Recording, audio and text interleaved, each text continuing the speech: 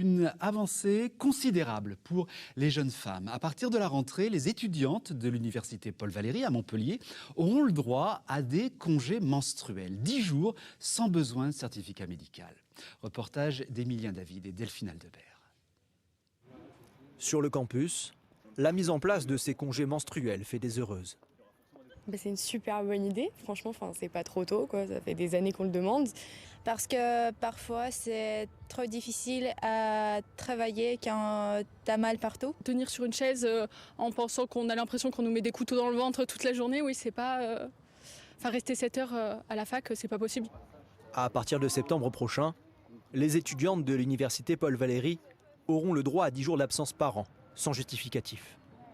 Pour beaucoup, c'est enfin la reconnaissance de leurs symptômes. On n'est jamais pris au sérieux en fait. On va dire qu'on est des chochottes, qu'on manque, que c'est pour pas faire sport, que c'est parce qu'on a la flemme. Alors que non, on a des règles douloureuses et puis on n'y est pour rien en fait. En cas d'absence injustifiée, les étudiantes peuvent perdre leur bourse ou 3 points dans certaines matières. Pour le syndicat étudiant qui a proposé la mesure, les femmes sont donc particulièrement lésées. Donc c'est un problème d'égalité, ça veut dire que moi par exemple je suis pas menstrué, j'aurais pas ce problème-là et j'aurais mes 3 points. Juste parce que j'ai pas mal au ventre, c'est une injustice qui est criante. L'université réfléchit encore au dispositif à mettre en place pour gérer ces absences, mais assure déjà que la mesure fonctionnera également pour les examens.